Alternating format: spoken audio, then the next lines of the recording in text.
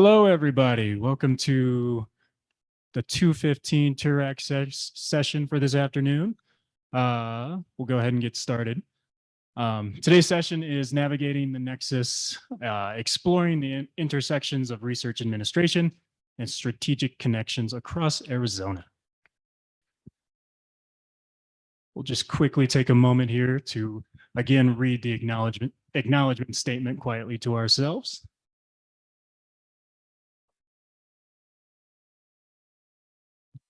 And then we have three awesome presenters across Arizona for today's, or for this session today, starting with Heather Clark. She is virtual with us today, but she is the Assistant VP of Research Operations at Arizona State, as well as Andrea, Christelle, the Vice Provost for Research at Diné College, and then Nicolette Teufel-Shone, Associate Director and Professor here at Northern Arizona University. I'll go ahead and turn it over to the three of them, and they'll do more introductions for themselves. All right, and hi everyone, I'm Valkheim. I'm the moderator here today. So with that, we do have slides for each of our presenters here. So Heather, do you mind telling us a little bit about yourself? Absolutely. Hi everybody, I'm Heather Clark. I'm the Assistant Vice President for Research Operations here at Arizona State University. And I have the pleasure of overseeing the Sponsored Projects Office and also research compliance activities, along with a few other items that have fallen into my portfolio over time. And one of the questions here was really, what do I wish I had time to do for my organization? That's a tough question. So many things I can think of. But just to kind of let it stick out a little bit, I mean, I think balancing stakeholders' interests and understanding of our business, it's a challenge to really find that equilibrium, you know, thinking of all the varied interests of our stakeholders, while also understanding really the particulars of our business, but also we have to meet all of our customer needs, you know, employees, and also just the broader community expectations as well. So I'm glad to be here. Thanks for having me. Thank you so much, Heather. Next, Andrea, do you mind introducing yourself? Sure. Good afternoon, everybody. My name's Andrea Christelle. I'm with Diné College. And what I do on a day-to-day basis is really think about being at Diné College, which was founded as Navajo Community College in 1968 and was the first tribally controlled institution of higher learning in this country. Diné College started offering bachelor's degrees in 2019. And my position in this office was established 2 years ago, and that was part of a plan to create a tribal research university. And toward that end, we have established a master's program now in biology. We've stood up our office, started offering pre-award, post-award services, thinking strategically about research development. So we're also doing that. And of course, we're interested in collaborating. Just a shout out to Tom Champagne and all the wonderful people here at NAU. Thank you so much for hosting this conference today. And thank you to ASU and the University of Arizona as well, because you've all been really supportive and helpful to us. And we appreciate that. At Diné College, we have 57 faculty. That's it. Our faculty are like little pieces of diamonds and gold. They're so valuable to us. Their time is so valuable to us. We have about 1,800 students.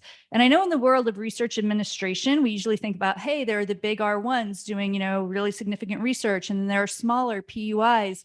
But one of the things that I've really encouraged our team to think about is how unique we are. Right? The research at Diné College literally cannot be done anywhere else in the world. Right? On Navajo Nation, the work we do is globally significant. And so we really need to build our research portfolio and think strategically, and yet we will continue to remain a smaller institution. So we're building things up and we're doing a lot on a day-to-day basis. But just want to say, again, thank you very much to all the three publics in Arizona. And really fast, Andrea, just so people can get a sense, because your office is about 2 years old, how many people are in your office right now? So our office, if fully staffed, would have my position, a director of sponsored projects, which we have. I'd like to introduce Sharona Yazijan back in the back. And we have Siobhan Kinzel, our administrative assistant. And Timothy Skidmore, our post-award coordinator. So right now, that's our team. If anybody's interested. 4 people. But wait, we also have open slots for a pre-award coordinator and a proposal developer. So all told, we have director of sponsored projects, pre and post award coordinator, and proposal developer, and administrative assistant.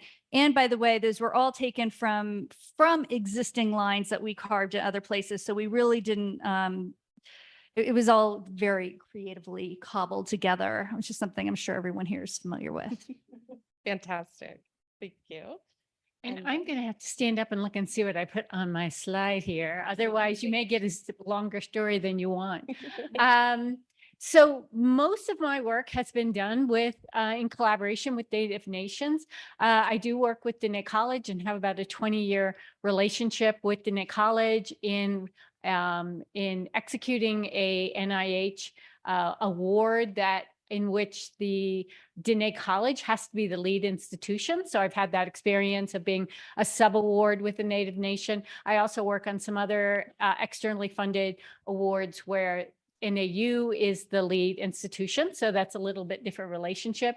I put up here on this slide that I more recently am now the lead on the Center for Native American Cancer Health Equity, which really is financially completely contained within NAU. We're the lead institution, although we do have a sub-award with U of A.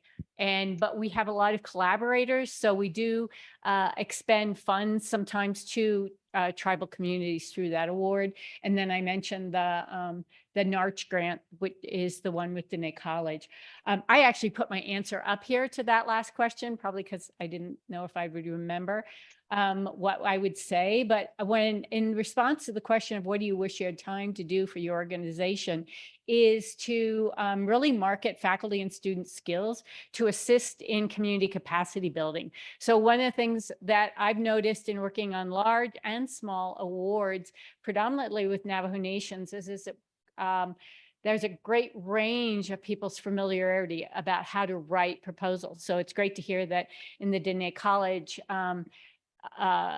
OSP office, that proposal development is something that could potentially be a position there that could help putting together those awards and contribute to the process for reviewing tribe university joint ventures that consider the difference about who's leading. I think the dynamic is different if the tribal entity is leading the proposal development and the management of a successful award versus if the university is doing that. So I think those are things that really have to be thought through about who provides approval for data collection, who provides approval if the budget is reallocated because you see a need for hiring another individual, or you have decided you're going to venture into a slightly different area that needs funding, even though it's still within the scope of the work that we're doing. So I think that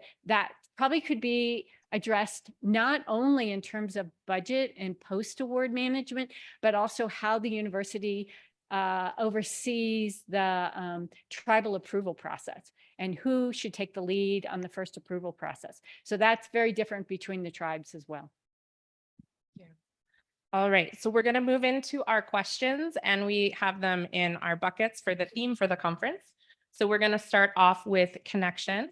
And this is focusing on those priorities that for institutional connectivity. So our first question, I'll read the question, but then I'm gonna have Heather answer first. So our first two-parter question is, what are some common challenges or barriers that research administrators and research initiatives encounter when fostering strategic connections? And how can these challenges or barriers be effectively addressed? Yeah, so I think, here thinking about the first question, it's really a lack of clarity around what a connection means. Like, what are we really trying to achieve? So an example here is when a research initiative kind of starts, maybe not all the stakeholders are included. You know, there's maybe a lack of buy-in from stakeholders and employees on even maybe why we're even doing this. Maybe not even understanding how, you know, initiative is really defined, right? There's also, I'd say, competing priorities is a challenge within an organization. You know, initiatives often require additional time, money, people, and at least in the world of research administration, you know, we do the best we have with what we have, you know, so implementation and success of those initiatives will definitely take longer. I mean, I would say to the second question, there's definitely ways that you can address the challenges or barriers. I think open communication is huge, you know, that could be through like a formal communication plan, you know, making sure that everyone is clear on setting those, you know, priorities or objectives. Meetings with a purpose, right? Right now, we all go to so many meetings, but really, what is the desired outcome of that meeting, right? And I think, again, walking back to the first question, it's really making sure that everyone's kind of in the know and we're all working towards the same goal. There needs to be a lot of what I call like active listening to making sure that all the parties' perspectives are being understood.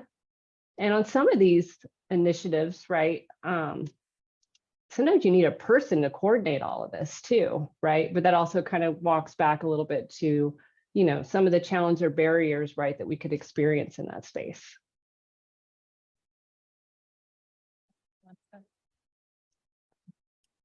I could jump in mostly because your answer, Heather, is causing me to reflect.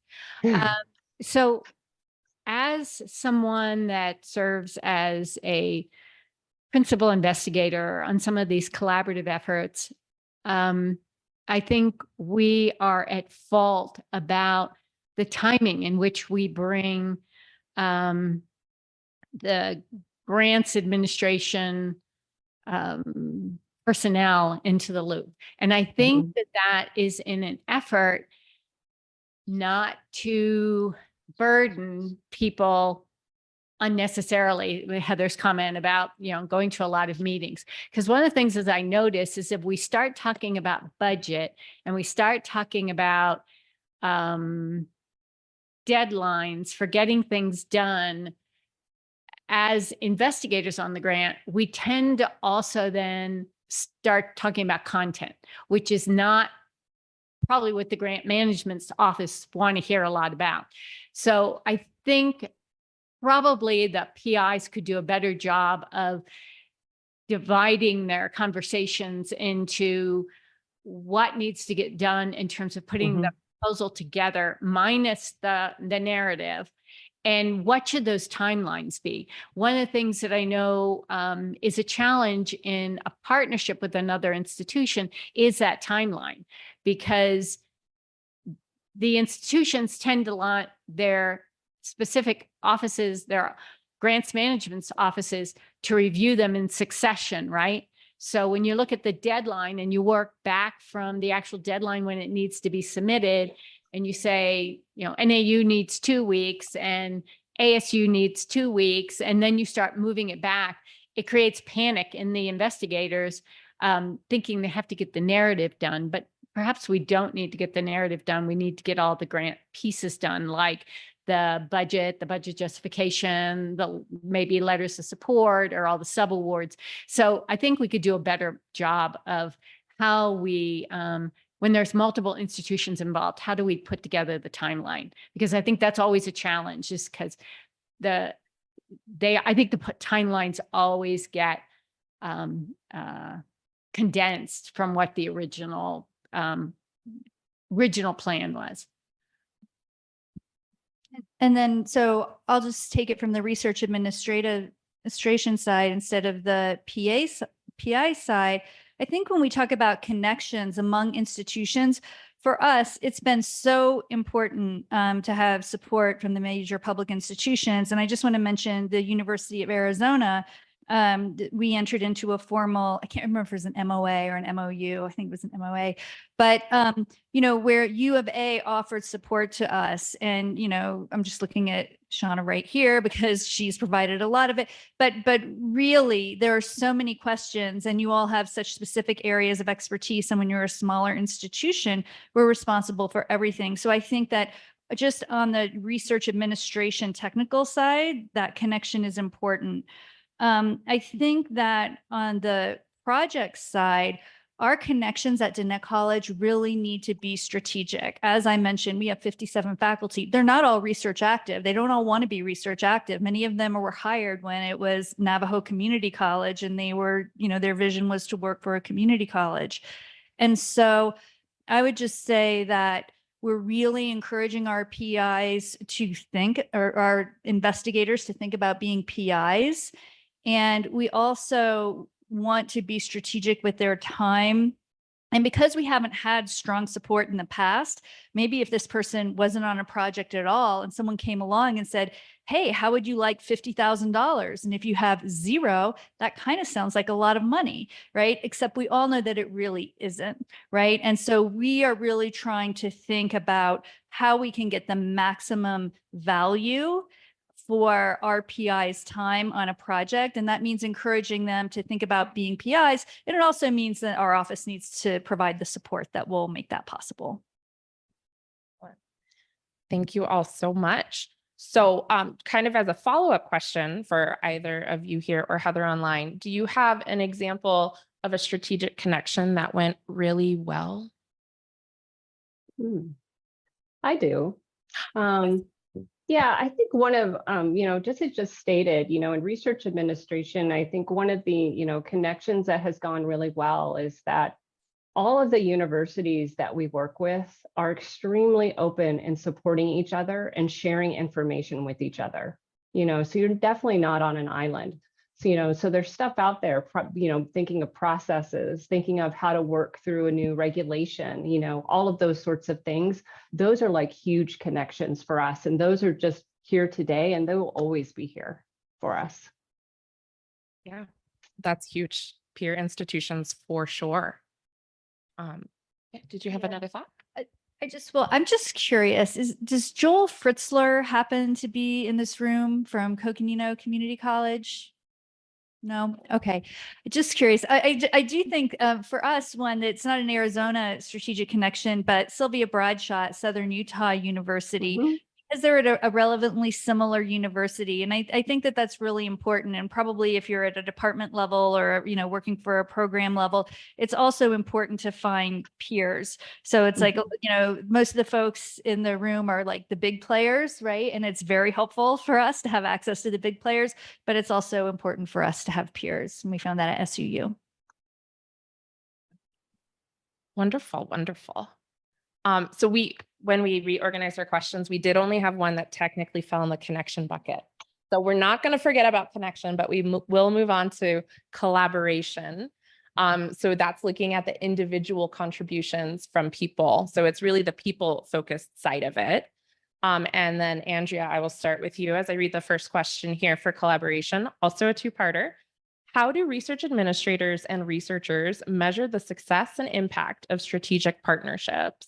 What metrics indicators are most meaningful in evaluating the effectiveness of connections, which, as we've discussed, you're setting up an office, for the first time at your institution. So, any metrics or indicators that you're hoping that you'll be able to put in place as you all are standing up your service. We got a great moderator here, y'all. I just say that it's like a really nice way to frame that question. And so we are thinking strategically about that right now. I shared with some folks in a breakout session earlier. We were just part of a research analytics conference that, like this conference, was supported by a granted award. The University of Kentucky had a granted award to think strategically about research analytics. And we are really still setting up our office. So, I think, we'll have some basic things like number of collaborations, number of awards, number of publications, things like that. But we're still in the process of setting that up. And so if there are any people here from smaller institutions, like, I'm here to make you feel okay about that, right? If you're in the process of doing it, you have to start somewhere. Well, and then I would pose the question, Nikki, as more of the principal investigator perspective, are you thinking of ways of measuring some of these connections between programs? Because obviously for a lot of the project specific items, you're looking at measurement, but have you ever looked at it from that perspective of, programs throughout a center, or as you're projecting new proposals? Is there anything that you've looked at there on measuring effectiveness of partnerships across programs? I guess when I read that question, I thought, well, biggest success is if a current partner is willing to partner with you again, right? Because it's like, I have worked on projects where people are just waiting for that last year to be over so we can all go our separate ways. So if you're talking in that last year about the next announcement, whether it's renewal of the existing award or your ability to sort of readjust and modify and think about how you're well positioned to apply for a new award, I think that's probably the ultimate measure. And I think you do get better in terms of trying to respect each other's timelines. And I think that's really where investigators should be bringing in grant administrators to the table, because if I hear from a PI, well, they need this much time, I've known the PI to change his or her deadlines before. So I might believe it a little better if the grant manager is in there going, this is when we need it. We absolutely have to have it at 5 o'clock on this day. I think that it's important when PIs are collaborating, I think it's important for everybody to remember that they are just the instrument or the representative of the institution. And it's because oftentimes PIs, after many years of collaborating, then have, relationships that don't seem so academic. They seem like, we know if they're, they have a new grandchild, or we know if their kids are graduating from high school. We end up knowing a lot about them. And so I think the relationships in terms of respecting the academic parameters sometimes can get lost. So I think it would be really valuable for grants management's offices to kind of push when their PI comes, when the PI comes to them and says, this is what we need to do, there be a reminder that, could I attend one of those meetings so I have a good idea of what the plan is and what kind of deadlines we need to set up. And I think I'm speaking on behalf of every research administrator in the room. I love hearing someone say, when the grant manager says it's due at 5 p.m., it's due at 5 p.m. Now, Heather is my boss, so we have talked a lot about metrics in a lot of different ways, and I know she is on this topic. Oh, yes. I mean, metrics for us at Arizona State University really drives our business. But I would say, thinking of success of a partnership, it's really just as both of you just said, it was really what was gained throughout that partnership. Was it just a knowledge exchange or support, or maybe like other opportunity to work together? I mean, we do look at things like the publications and, in terms of a metric. But we also look at, frequency of connections, like how often are we reaching out and working with that particular partner? I think one thing too is really the quality of the conversation, is everyone kind of contributing? Is not something necessarily that you can measure, but it's something that you can be more cognizant of. Two, I think long-term impact, right? Again, like, are there opportunities for that ongoing value creation, right? Where we can continue working together, leveraging our strengths, sharing our stories, all of those sorts of things in that space. And so, Heather, specific to ASU, I know we have, especially in our clinical partnership space, I know that it's been really strategic, thinking of like Mayo Clinic in the past and Phoenix Children's Hospital. How long were those conversations before it went public? Oh, they were going on for a number of years. Part of it walks back again to that first question in terms of understanding each other's perspectives and what each partner wants to get out of that relationship. And then seeing if there's some area of mutual interest, where both of those parties can kind of come together and move forward. So it was definitely a number of years. And I would even say now with our clinical partners, it definitely evolves or changes. I mean, even just looking at different research areas, right? Thinking of the federal funding that's coming, we sit down and we talk about those and how best to, strategize about working together and what are other partners that we want to pull into that as well. Yeah. So, I mean, talking about those partners on an institutional level, whereas we're talking, programmatic, like at some of the bigger institutions, it's absolutely not one relationship with ASU to one relationship to one partner. It's many pieces, which is absolutely a totally different ballgame, I'm sure, with some of the smaller institutions and teams. Yeah. I was just thinking as you were talking about publications being a metric, I think in working with smaller institutions that it should always be remembered that there's also the component of building the capacity of your partners. And when you think about publications, I think it's just critical and I know grant managers don't have a lot of influence over that, but I do think as a PI that I should be thinking about the people on the interinstitutional teams that are well positioned to lead manuscripts. And, how do you position them? You have them be co-PIs or co-authors on manuscripts and then move into being the lead authors on those manuscripts, even if they're not the PIs on the grant, and that the PI of the grant can be somewhere back there in terms of being a supportive, because I think that that's part of the obligation, I feel like, as a mentor on any project, is to make sure that there are people that you're working with who are going to be well positioned to sort of take on this partnership and move it forward. I mean, the partnership should be longer than the career span of an investigator. I mean, if these are really academic partnerships, I think that that's what it should be. So I don't know that, it depends on where the PI is themselves in terms of their career, but I think that should always kind of be pushed, that the more junior people should be taking on some leadership roles. Yeah. I think too, in response to that, it's also important to think about what the obligations of the faculty members are. For example, at Diné College, there's still a 5-5 load. And so, the capacity of faculty to really, produce scholarship is affected by that. And then I think also probably in research administration specifically, but higher education more generally, there is a way of talking about larger institutions and smaller institutions, R1s, PUIs. We all know these Carnegie classifications are changing.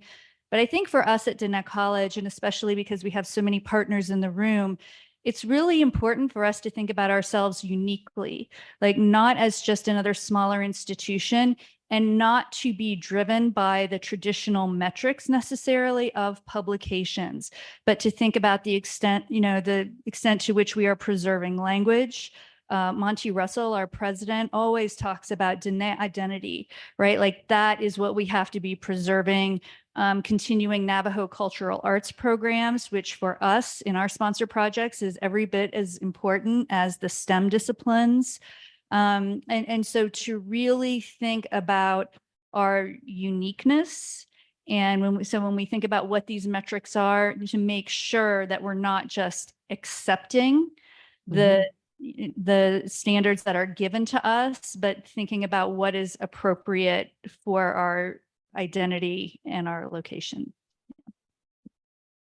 That's huge. And that's something that I don't think is necessarily a common conversation, at least, R01 to R01 university that are used to doing this a lot of talking about the other pieces that are really important to talk about when working with an institution.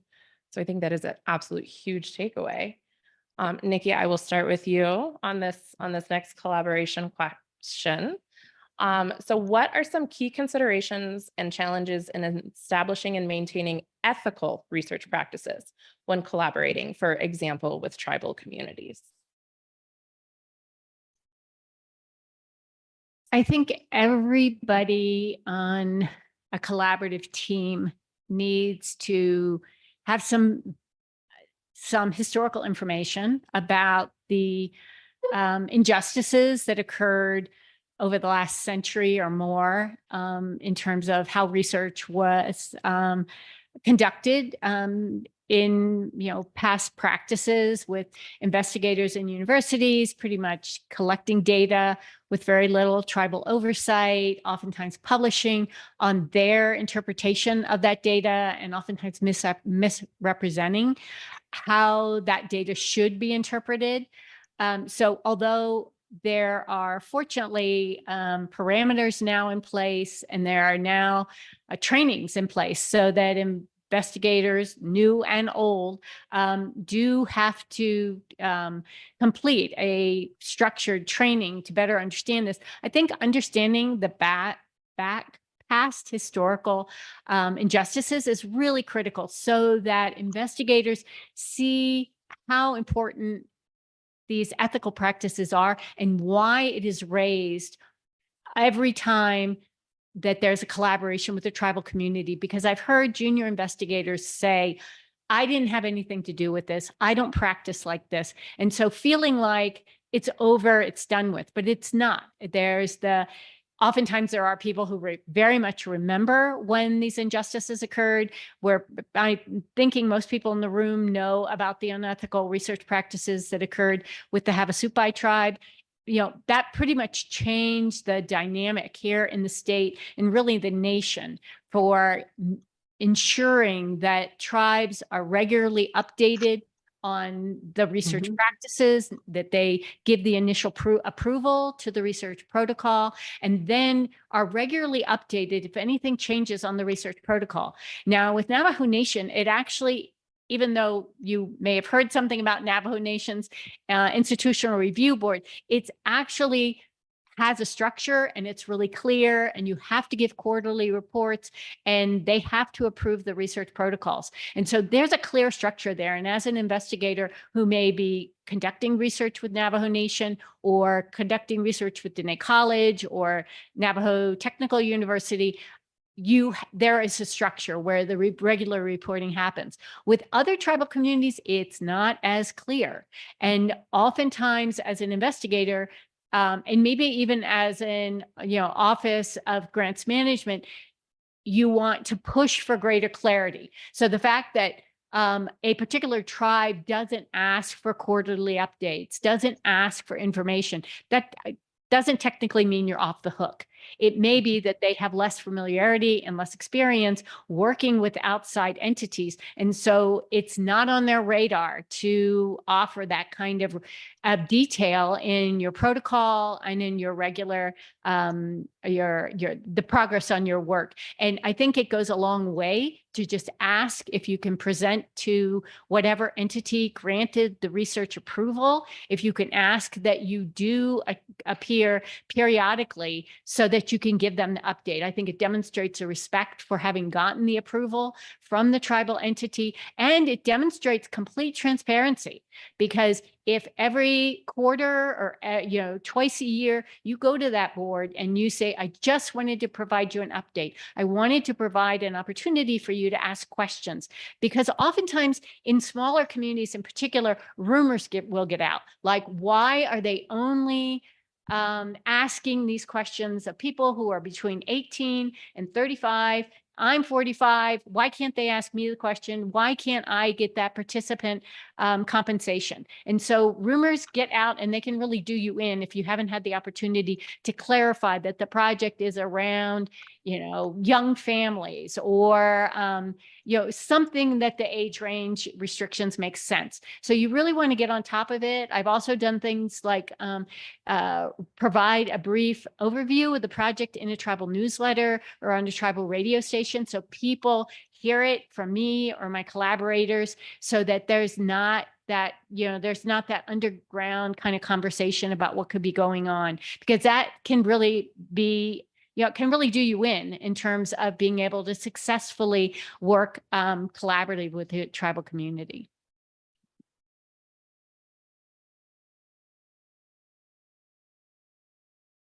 This is such an important and ongoing question that needs to be considered. And I think, when we say ethics, it sounds like we know what that is. And it sounds like we're agreed upon that. And then it's going to be the same going forward. But of course, that's not the case. Because when Professor Teufel-Shone talks about these historic injustices, no one at the time was saying, hey, we're conducting unethical research and committing injustice, right? People felt perfectly fine about what they were doing, but it's because we were asking tough questions and continuing, inquiries that things evolved, and they probably should continue to evolve. And we should probably be careful about thinking that there were injustices in the past, but there are no injustices now, because I would invite you to drive out onto Navajo Nation and see whether you think that there are conditions of equity and justice. And I would submit to you that there are not, right? That the injustice and that the inequity continues, and that we need to actively continue to do things about it. I think that certain improvements have been made, but these are ongoing issues that need to be continually reconsidered. The Navajo Nation Research Review Board, which is like a second level IRB, does have review at a level, so that it's in a college, when you go through our IRB, then you have to go through a second level of IRB.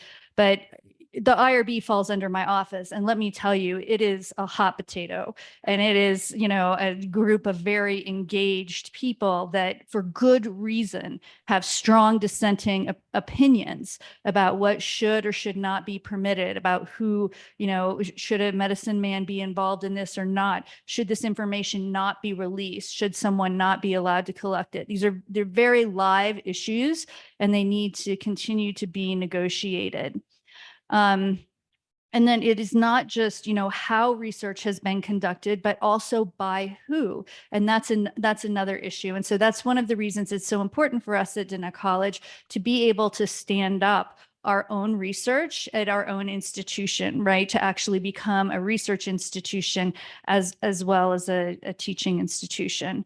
But I do just want to emphasize this point again, because my background is in philosophy and ethics, and I used to teach this. And students would come to class, they think like you're going to tell them like what's ethical. It's like, that's not going to happen. We've been arguing about this for 2,000 years, and it's going to continue to change. And certainly it's up for debate in the wider world today. So it's always up to us. It's always been up to us to engage in meaningful ways and to bring our best selves forward to engage in this and create the world that we live in, because we are always doing that.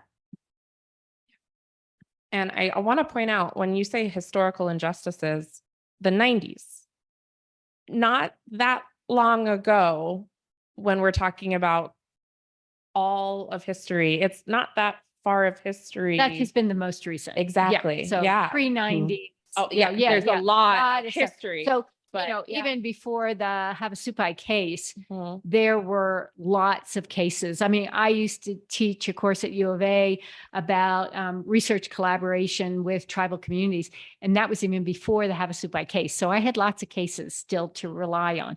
Oftentimes, it was less about data collection, and it was more often interpretation of data outcomes that were just done, in the White Tower kind of situation. Data would be collected. Oftentimes people in communities would be charged with collecting data. Oftentimes those data collection instruments were designed not by the people of the community. So people were, they were just for hire. They were collecting data, then they were turning over the data. And then oftentimes a non-community member, non-Indigenous person was interpreting the data. And that just has a lot of flaws in understanding why people responded to questions that they did. So I think that has definitely changed. And one of it is changing the, our ability to impact community capacity to create researchers that are from the communities where the research is happening. Mm-hmm. Heather, want to make sure we get.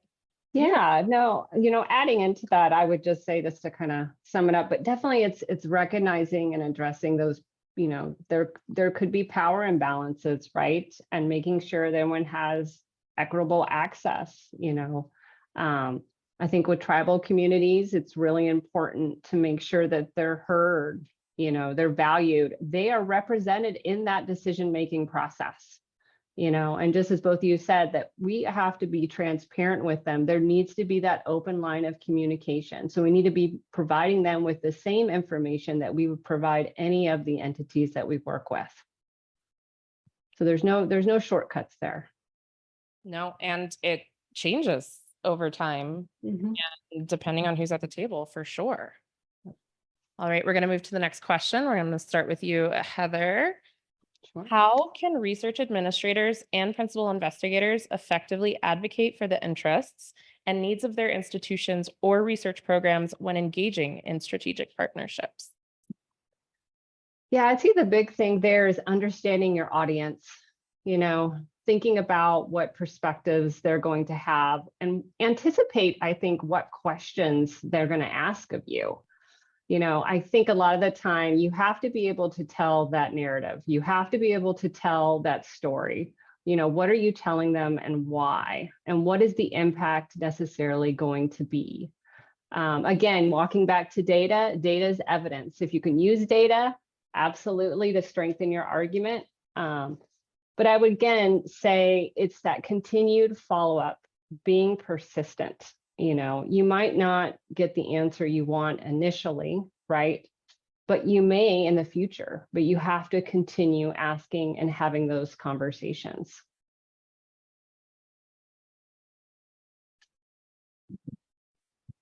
I think, when thinking about the interests and needs of the institution at Dennett College, it's really important for us because, we know that there's such an emphasis right now on DEI. We know that most proposals are strengthened by having a tribal partner on board. And I will just tell y'all, boy, since I've been at Dennett College, people have come out of the woodwork, hey, Andrea, you're at Dennett College. And I just think wow, I'm not sure how this, have you ever worked with Dennett College or Navajo Nation? But we'd love to have a tribal institution on board. And hey, you know what? Sometimes it works. Sometimes it's a real advantage, maybe, but maybe not always. And I think it's really important to think about that and not always easy to think about that. The other thing I would just say to all of you as research administrators is it's also been really interesting for me to be kind of on the academic side of the house and now on the research administration side of the house. And very interesting how we talk about silos in academia, but then we still have them, especially on the faculty staff divide. And sometimes we have the, research administrators or the technocrats, and the faculty or the thinking people, right?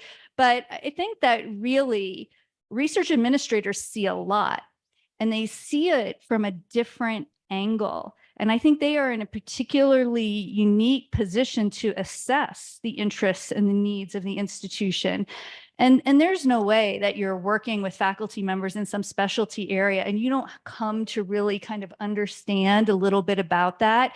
And maybe you can be a really valuable consultant when it comes to thinking about broader impacts or other things. So this is one of the things that I've really noticed, just coming into the world of research administration, is how much maybe even though we're at educational institutions, sometimes we're encouraging certain people to not think using their whole selves and bringing their full capacity to the table. And I think we're really missing out by doing that, because I think that these are really talented people that have a great amount of understanding and really can add value if they're given that opportunity. Listening to everyone talk and reading these words, strategic partnership, I'm wondering, since we have people here from institutions of higher learning in Arizona, how we could be more strategic in engaging partners that might not be in the room. And the kind of work I do, it could be rural communities. It could be, tribal communities that we don't tend to partner with because we don't know if they have the infrastructure that could contribute to be a subaward on a project. And I'm thinking in the state of Arizona, if you look at the kind of externally funded research that is generated here in the state, we had some pretty standard partners, right? We partner a lot with Navajo Nation because it has a system. We frequently partner with Dennett College because they're easier to lead or take subawards from an externally funded project than the Navajo Department of Health is. So we often partner with Diné College because we can't figure out how to get Navajo Division of Health on board. That do they have the structure to do it? And I'm thinking about other small rural communities in Arizona that would definitely benefit from the kind of work I do, where you're trying to improve health education capacity, maybe have more resources for community health workers. There's all kinds of resources that would be beneficial to partners that currently are not at the table. And I think sometimes those partnerships kind of break down when we realize they may not have the infrastructure to be able to partner through a subaward. And I'm just sort of wondering, as institutes of higher learning in the state, what kind of capacity building opportunity could we bring to those communities that don't have that kind of infrastructure, so they could more be at the table. And I think U of A actually has done some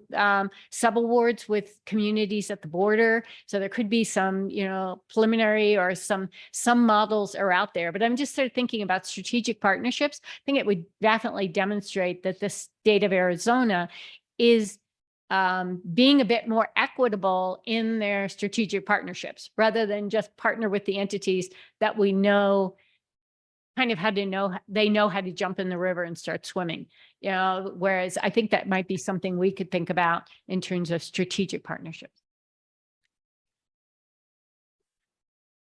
So if you don't mind me asking, because I know the way we got connected to Diné College was U of A. How did you land on a MOU or MOA? Like, kind of how did that materialize?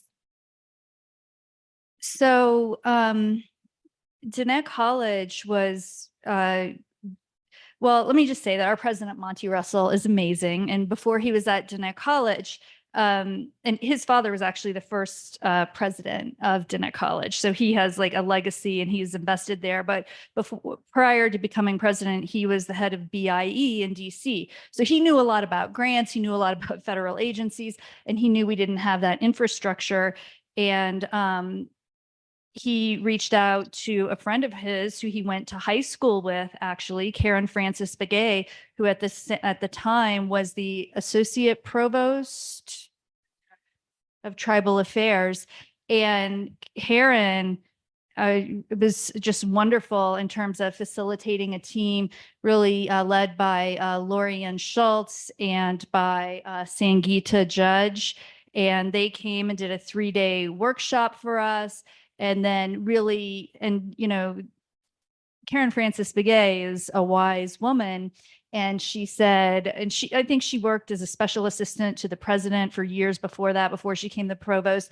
And she said, let's get this formalized. Let's put this into an MOU. Let's really make the institutional commitment. And so that's how I got to like people like Shauna, right? I'm like, we need help with training, right? And so U of A has really been generous with their resources. And we're very grateful to Karen Francis Begay and her strategic vision.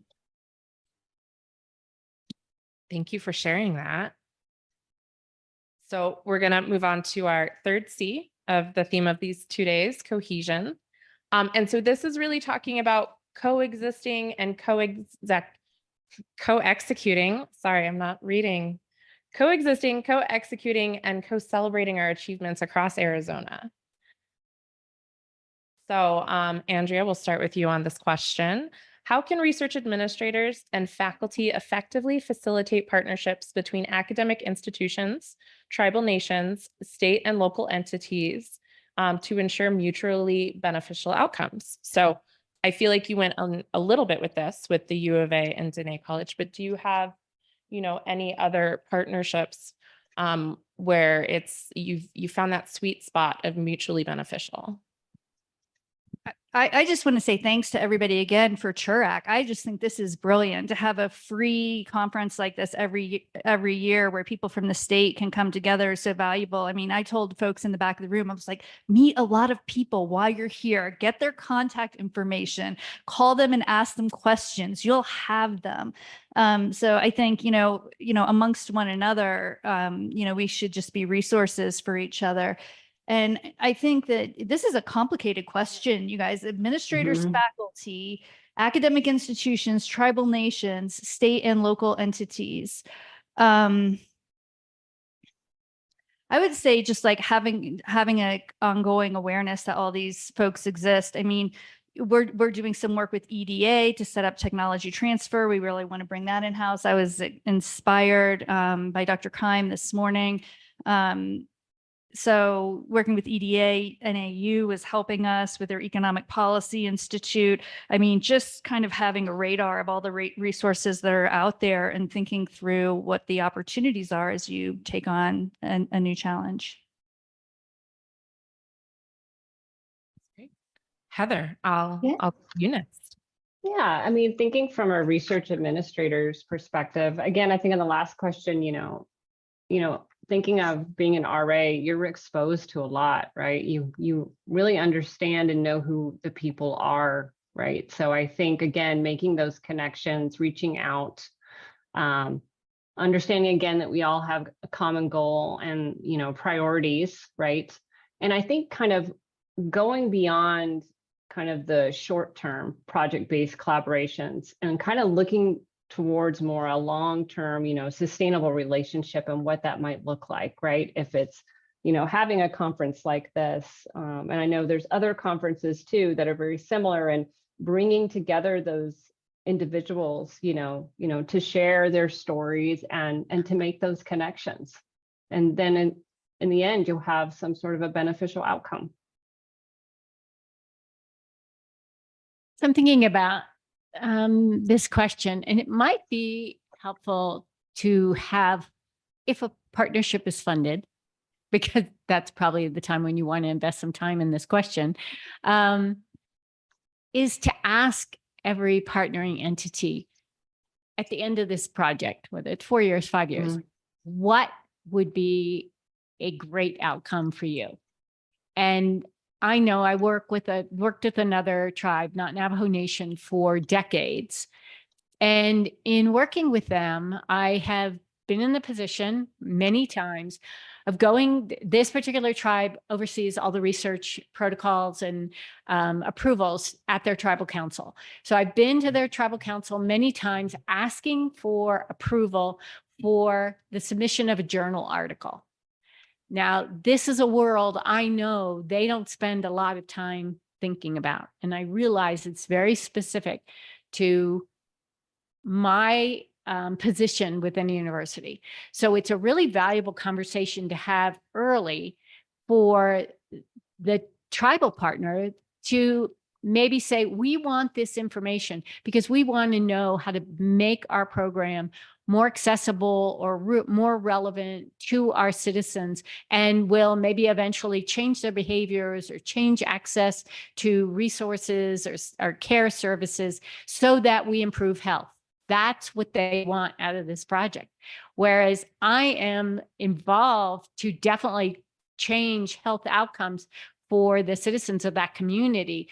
I am also thinking about how I'm positioning myself to apply for more funding. I'm thinking, what's going to happen at the end of 5 years? We don't want to just have this whole thing evaporate. And I know as an investigator that I am not going to be able to support this partnership to move forward for renewed funding or another grant unless we have produced conference presentations, whether we've produced some publications. Because an entity like NIH is not going to say, oh, look, we fund you for 5 years and we don't really see any outcome other than the community you seem to have worked well with the community. That's not a metric for NIH. NIH's metrics are different. So I have to be aware of what best positions us to continue this partnership. So I'm now very transparent and say, when we publish these manuscripts, they are contributing, they're increasing our chances of getting continued funding and being just, I think, transparent about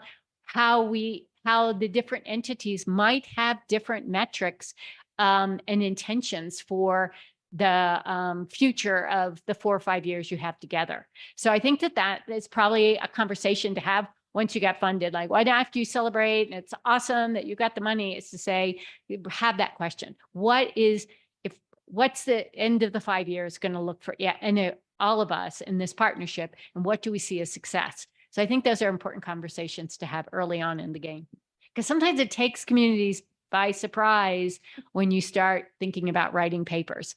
They're like, what's this all about? You know, I mean, why do you want to share the challenges we've maybe had? And maybe the paper intention is, look, we tried to address some of the challenges, but you still have to basically start with, these were the challenges and why we decided to address them. And it doesn't always project the community in the most favorable light, right? If you're talking about, particularly in my field, around health disparities challenges, it doesn't, you know, it's not always very flattering. So I think those are important things to get out there at the beginning. And when you're having those conversations, do you find that you will then take, obviously with the conversations, it's the people you're doing the work with.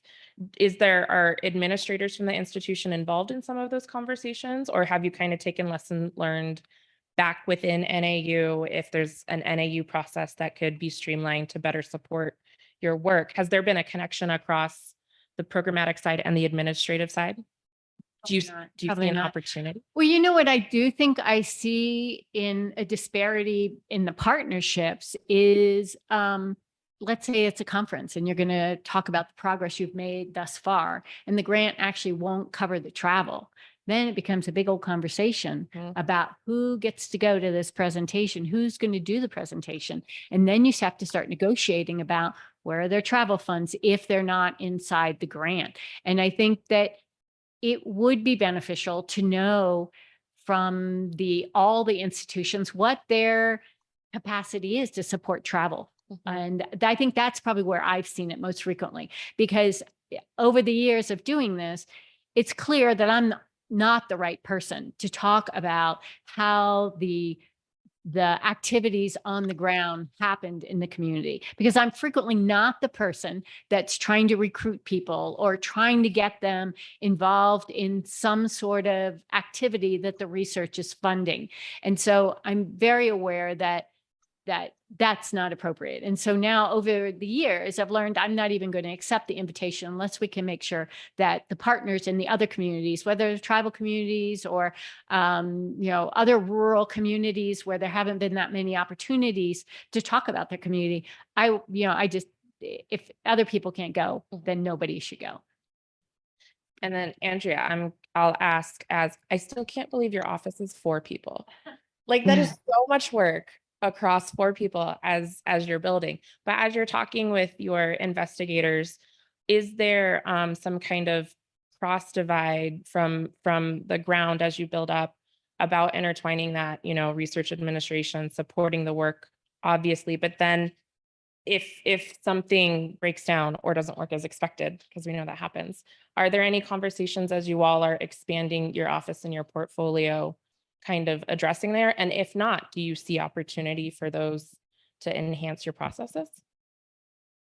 Either one.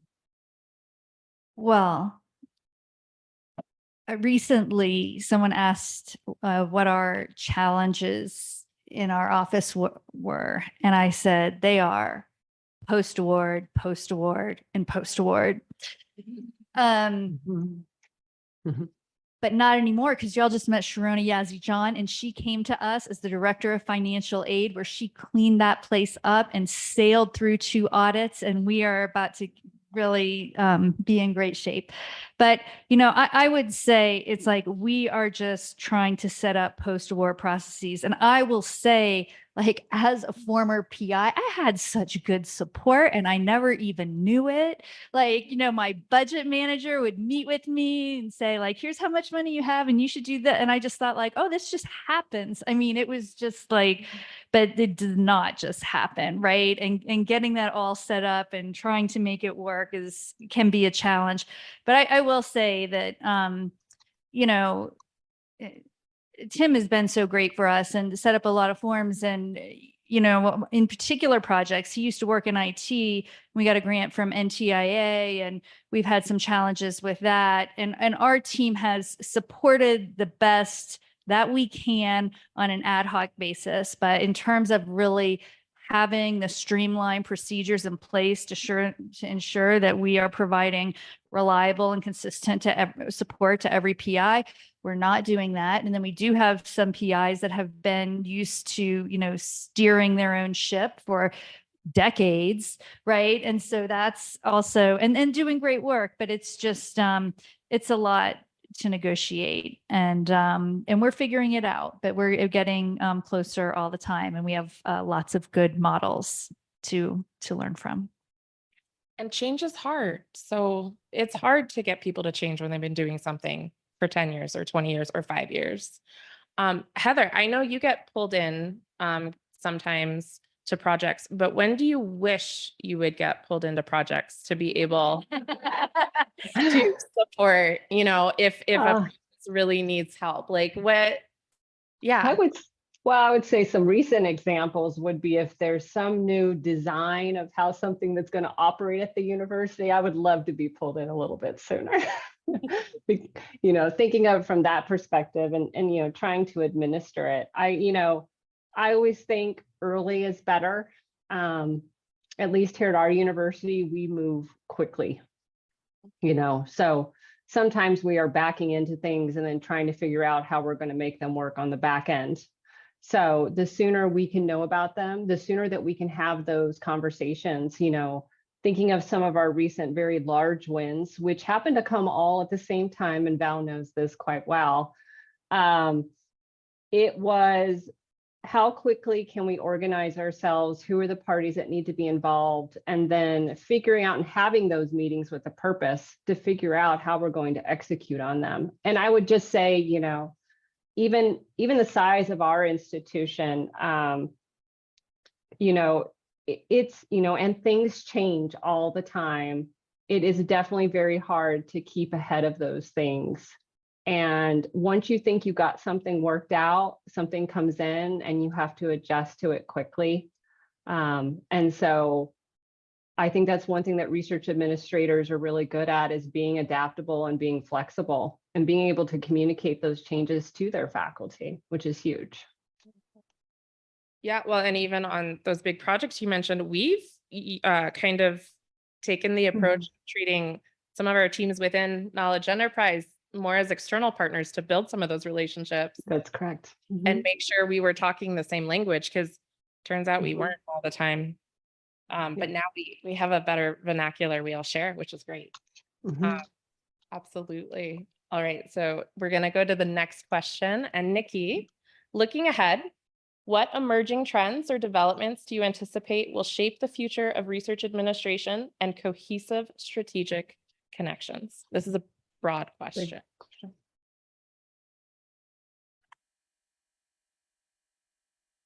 Actually, I think some of that depends on how funding agencies decide to shape their own research announcements. And it's a relatively new development that entities like NIH and other federal funding sources think about allowing non-universities to serve as PIs.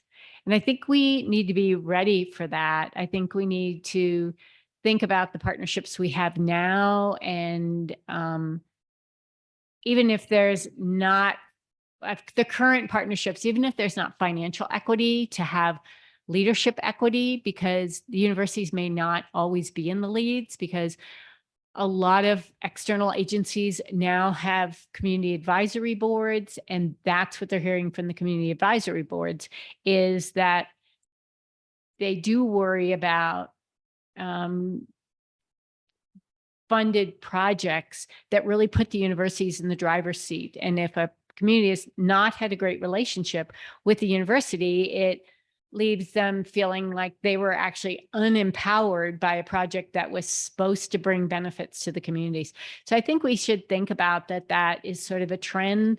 I know over my career, that was almost unheard of, that a non-university entity would be the PI on a federally funded project. And back in the day when I was at U of A, there was an NIH project which required tribes to be partners. So U of A, there were like 4 universities and U of A was one of them. And we were partnering with Dona Atom and Gila River Pima.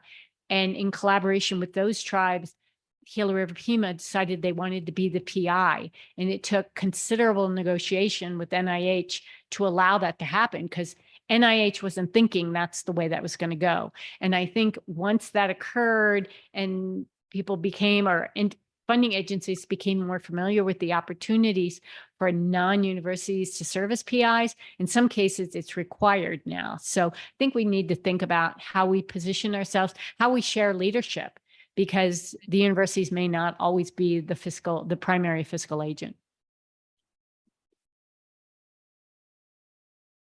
So it seems like the future of research administration is changing right now, right? And we've all been talking about granted, which is really excited because we have an opportunity to actually perform some research on research, right? And everyone's thinking, it's about time.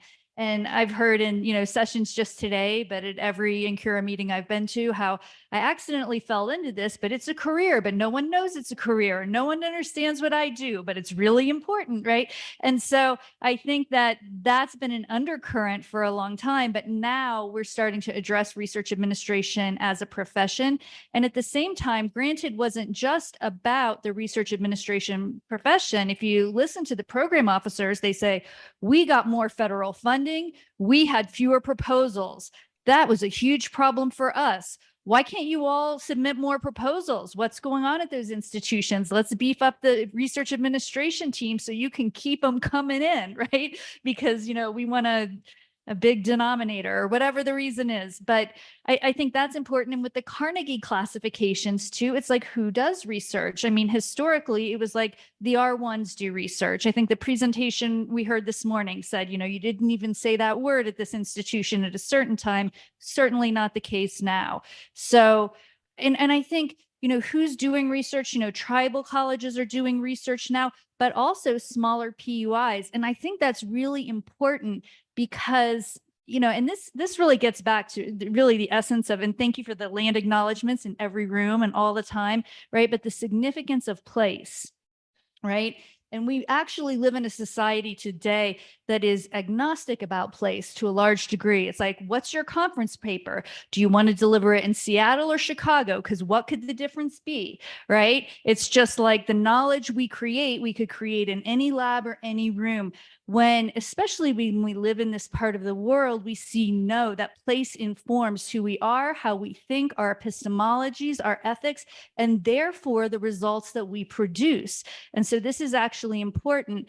And if we want different kinds of information, then absolutely we need the R1s, but we also need tribals. We also need PUIs. We also need, small rural publics, right? Private colleges, like all these institutions have the capability of generating different types of knowledge. Knowledge production is really what we're doing. We're creating knowledge, which is pretty cool, right? We think of knowledge as something that already exists, but like we're building knowledge. And so who gets to say what the knowledge is? Like that is a position of real and significant power.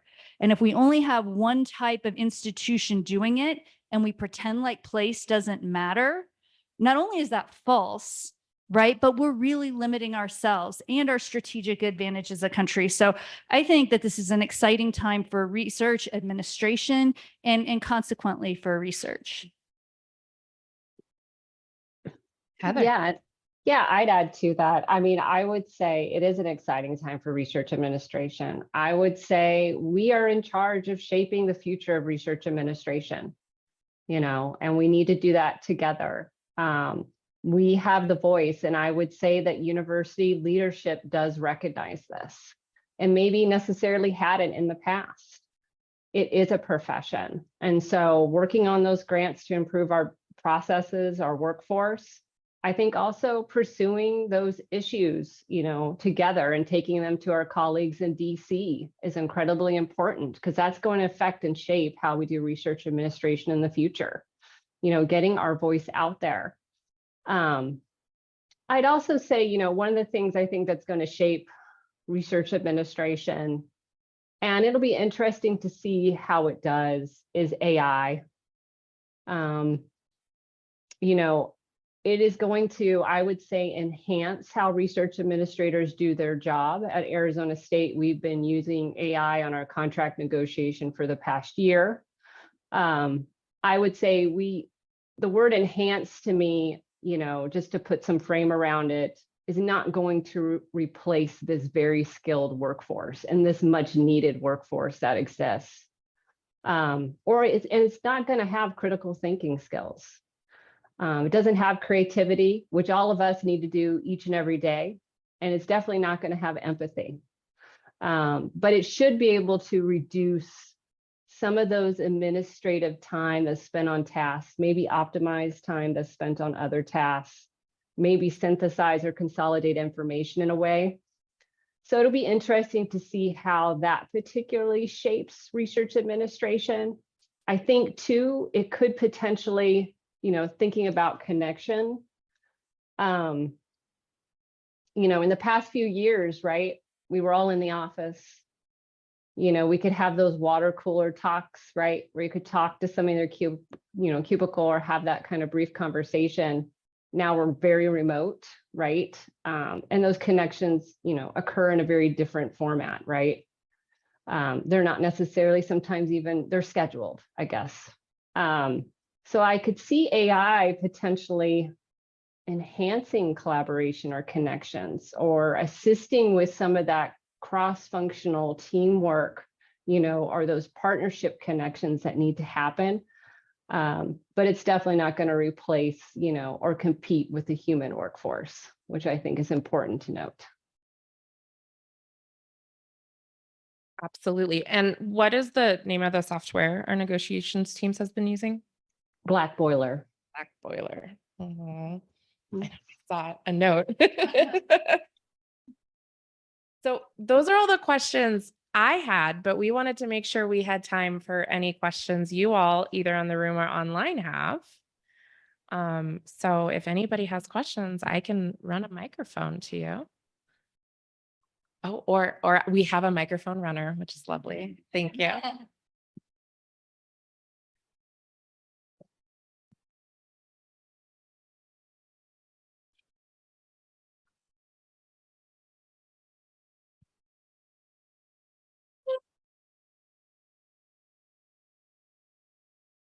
So you made me think of something when you talked about partnerships and the future maybe being these smaller institutions or communities that would serve LEAD as grants. And what kind of popped in my head is the SBI or STTR, which I think was sort of set with the same expectation where industry, small businesses really didn't have the infrastructure to do research. And so they passed a law to help smaller businesses be able to connect with universities and those big partner infrastructure to help provide the research, and they have the infrastructure to do that, but also to get that technology into the public sector. And so just an idea popped in my head would be really cool to have, some kind of partnership or relationship like that where they serve the LEAD, but the bigger universities sort of come on as partners to help them get whatever it is of their specialized knowledge or uniqueness within their communities out to the bigger sector to help people understand the more broader context of what their unique challenges are, what they're trying to accomplish, instead of the other way around, where, as you were saying, the larger universities kind of take control of that and they don't really have the control or the bandwidth to make that improvement. So it'd be really cool to see something come together where they can help provide infrastructure for those ones that don't have it. And so I think that's a very unique idea. So thanks for sharing that. I would just like to ask you though, like, and maybe others have an idea about this, about how functionally that could really work.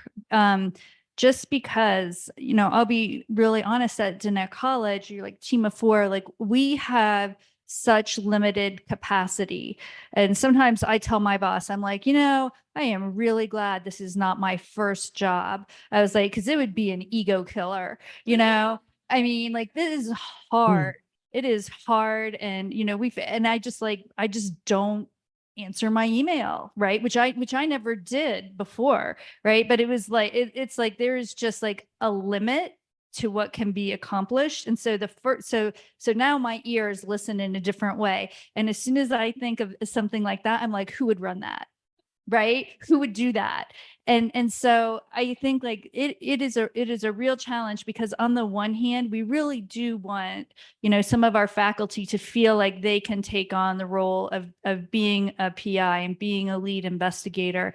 But on the other hand, like we have all these ideas for standing up different centers and different programs. And it's easy to think that way if you're coming from an R1, like we'll just create that center, but it's really a challenge. So I would ask, like, let's think again, like how would it happen?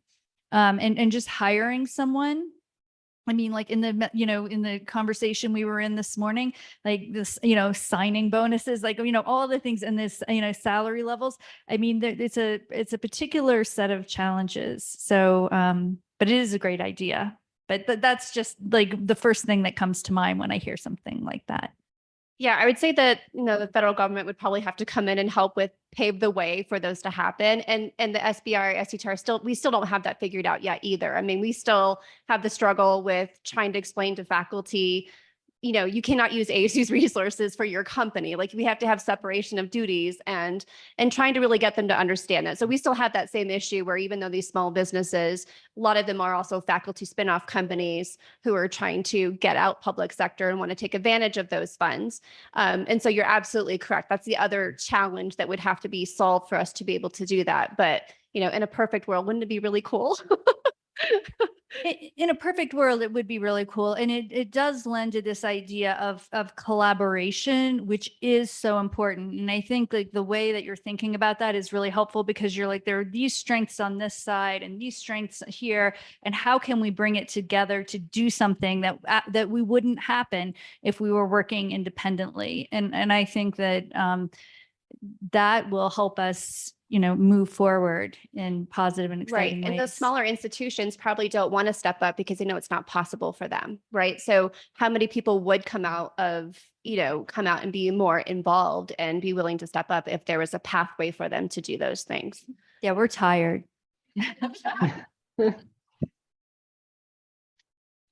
Hi, I'm Sarah from ASU. This conversation is helpful for me because over the last few months, because I've had my entire career at ASU, I just haven't been often exposed to the idea of capacity building, and that you could, I was talking with one of our PIs and he's like, yeah, there are examples where the federal government accidentally destroyed an institution because they gave them an award that was too big for them to handle and they just imploded. And so I guess just these types of conversations are helpful for those of us who maybe just have not had the awareness of what even capacity and capacity building looks like. And I think there's ways that we can start practicing for us in RO1s, small ways of what does that type of help look like. And then also, it was really helpful, like in this morning's session, of us becoming more aware of like, these things don't happen overnight. And we're seeing like this trail of there's decades of all sorts of people involved, let's say in NAU's example of their development. So I think it's helpful to be aware, like for me, of this stuff takes time, and there's not necessarily, it's not bad if different institutions, right, have different resourcing at particular points in the pattern. I don't know.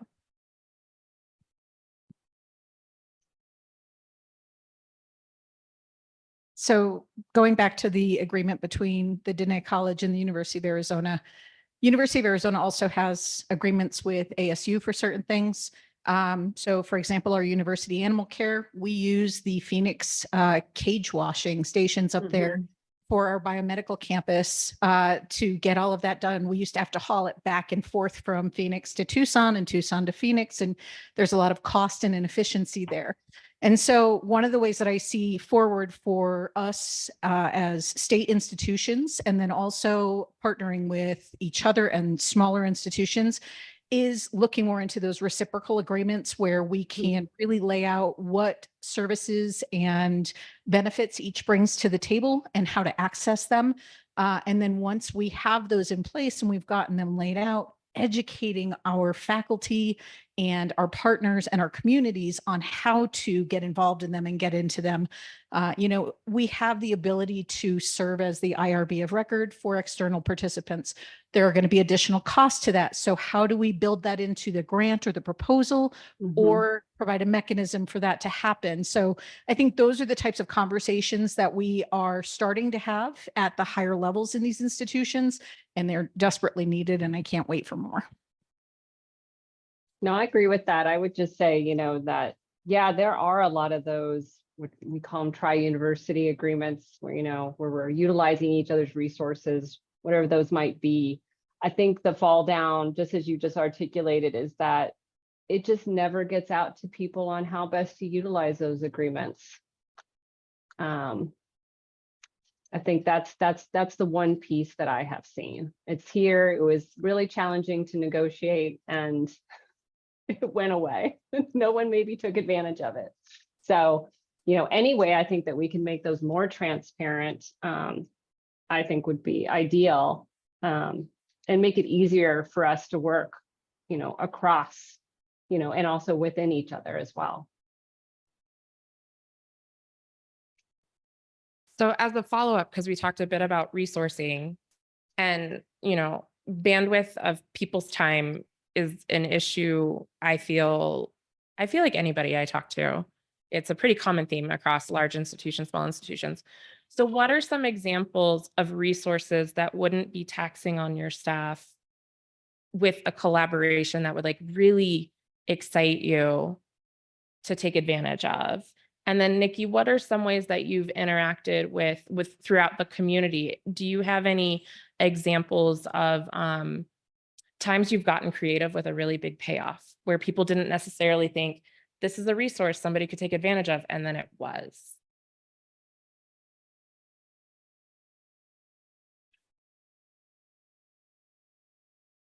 Oh, sorry, there's only one microphone. So. You have a quick response. I'm trying to think about a big payoff. Or it doesn't have to be big, but just, something that surprised you that worked.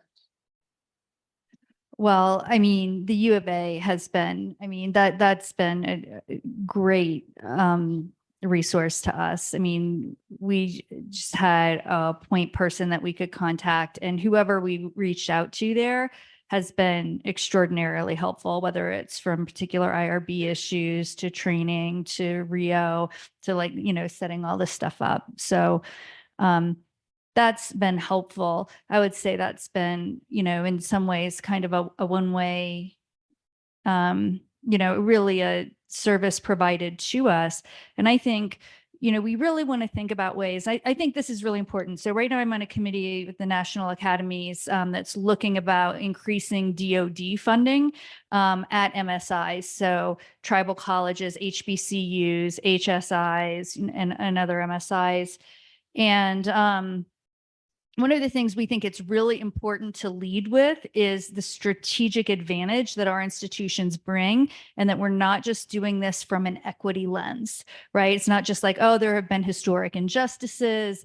It's really the right thing to do to, divvy out some of this DoD funding to the MSI. So we're like, no, we are thinking about things in a different way. We offer a point of view that you can't get anywhere else. There's innovation, and it's in your strategic interest to fund these institutions. It's not just a matter of equity. I mean, it is a matter of equity and historic injustice, but it isn't just that. And so I think it's really important for our self-conception at Diné College, for our PI's self-conception, to feel like we are coming to the table as a full and equal partner. Of course, maybe we're not the same size, and there, you know, definitely have been things like where the U of A has just helped us. They really have, you know, but it's like, that's not something that we want to sustain. And I think it's really important. It's really important for the self-conception of our PIs and for the institution for people to see like what we have to offer and how we can come to the table as a full and equal player,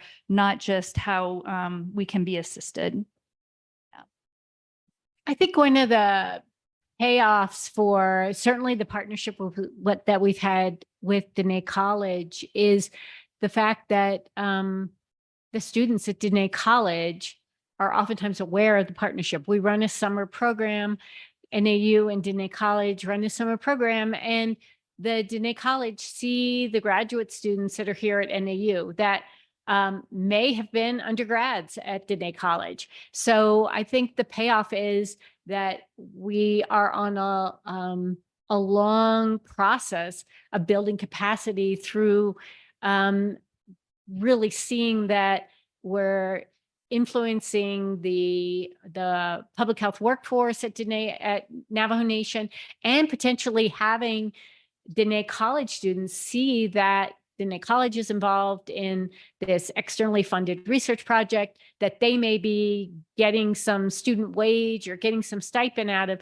but they also see that the greater capacity, I think, that Diné College could fulfill, and that they could see themselves as Diné College faculty who could be PIs on grants, which is what we want to be doing. So I think that's probably the biggest payoff that we see, is being able to have role models all the way along the line. And sometimes that's within NAU that our project coordinators are former Diné College undergrads. So they can see they're really integral to getting the work done and all the reporting requirements and understanding the importance of how you move people around on different budgets and how you keep that going. They start to see the inner workings of it. So I think that's helpful.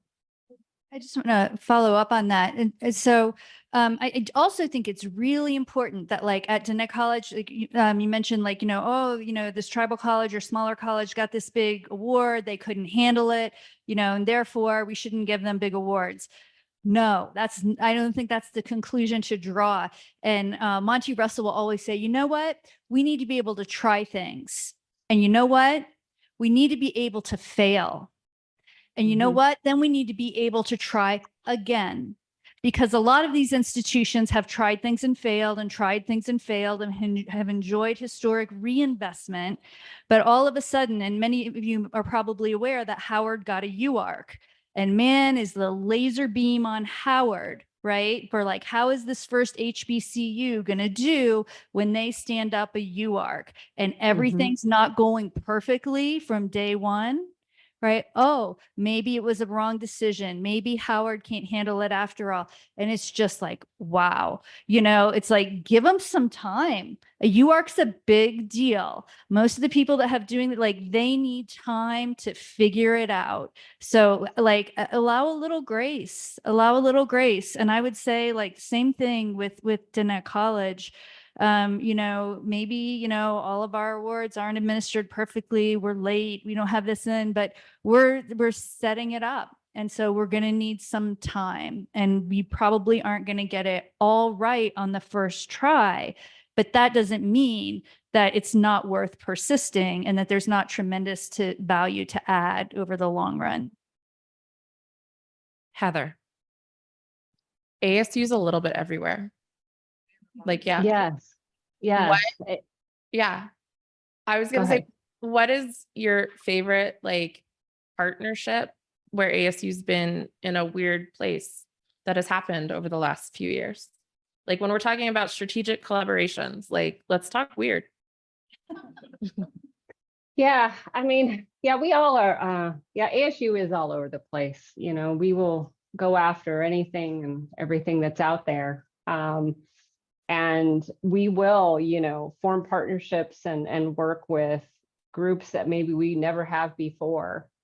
You know, thinking of some of the the unusual ones that maybe, have been a little bit of a challenge for us that maybe had kind of grown into something bigger are some of the nonprofits that we have here within the state of Arizona that don't necessarily have a lot of the infrastructure support. And we've provided assistance in that space, whether it's, hey, let me help you out with negotiating some of those terms and, and conditions of that agreement. How can we help you understand the post-award side of the house? How can we educate you in those spaces? I would say, for us at ASU, a lot of our research has really grown in the charitable organization section. That right there continues to grow for us. And with those comes unique challenges with every single one that we have in that space. Well, thank you so much. I have been told we are at time. So I want to thank all of our panelists so much and everybody who had questions.